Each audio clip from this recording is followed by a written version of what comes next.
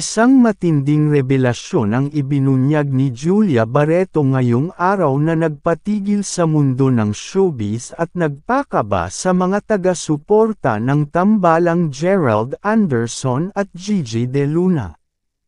Sa pamamagitan ng isang mixing video statement na in-upload sa kanyang Instagram story at agad na sinundan ng countdown timer, isinapubliko ni Julia ang matagal na niyang kinikimkim na katotohanan tungkol sa likod ng kanyang pananahimik, ang panlilinlang at pagpapanggap nina Gigi at Gerald.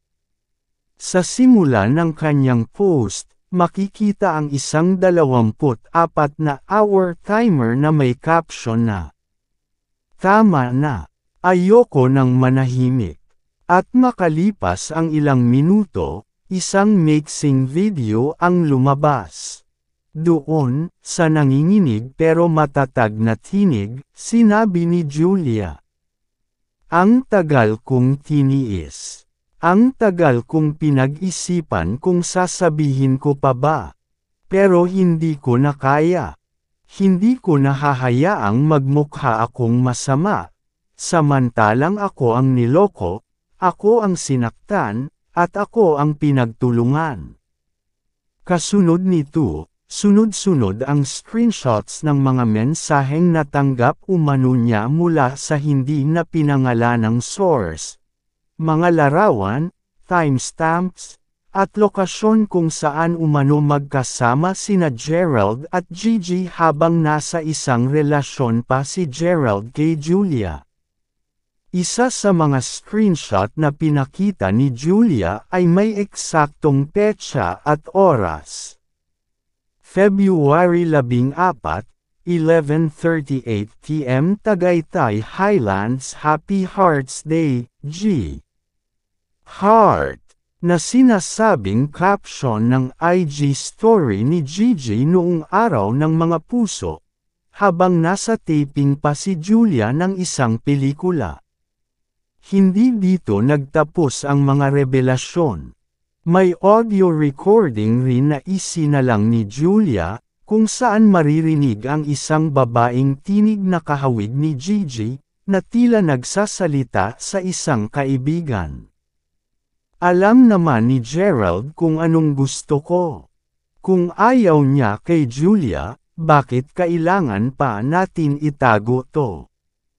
Ang mas lalong ikinagulantang ng mga netizens ay ang bahagi kung saan ipinakita ni Julia ang email confirmation ng hotel booking sa Cebu, ilang linggo bago sila tuluyang maghiwalay ni Gerald. Nakapangalan ito kay Gigi, ngunit ang contact number ay pareho raw sa ginagamit ni Gerald sa ilang bookings nila ni Julia noon. "Alam kong pipiliin niyong magdahilan.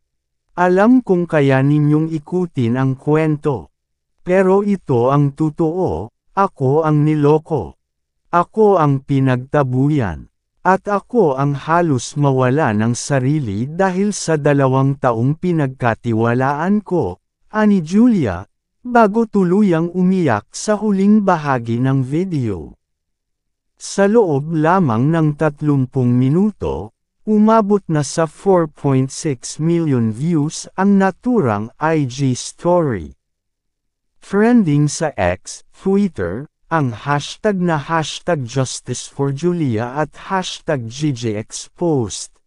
Habang tahimik pa rin ang kampo nina Gerald at Gigi sa gitna ng sunod-sunod na pagputok ng ebidensya.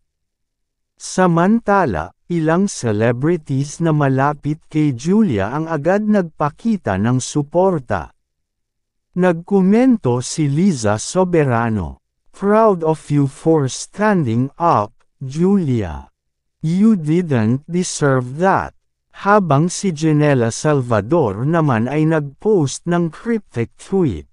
Yung babae pa ang kailangang magpaliwanag, habang ang mga tunay na may sala, nagtutulungan magtago. Kasalukuyan pang hinihintay ng publiko ang opisyal na pahayag mula sa kampo ni Gigi De Luna at Gerald Anderson. Ngunit habang wala pa ang kanilang sagot, patuloy ang paglobo ng suporta kay Julia at ang mas lalong pag-igting ng mga mata ng madla sa bawat galaw ng 2 taong itinuturo niyang dahilan ng kanyang pananahimik at sakit. Hindi na ito simpleng issue. Isa itong pagsabog ng katotohanang matagal nang pinipigilang pumutok. Kasunod ng matapang na pagbubunyag ni Julia Barreto, patuloy ang pagkalat ng mga ebidensyang ibinahagi niya sa kanyang social media accounts. Habang binubura na ang mga ito makalipas ang timer, marami sa kanyang mga taga-suporta at netizens ang nakapag-record at nakapag-screenshot ng mga inilabas niyang detalye, dahilan upang mas lumawak pa ang usapin sa buong industriya ng showbiz.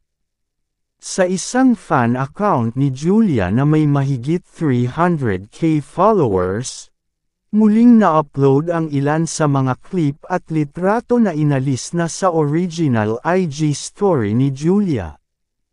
Isa sa mga ito ang video clip ng tila pagtatalo nila ni Gerald sa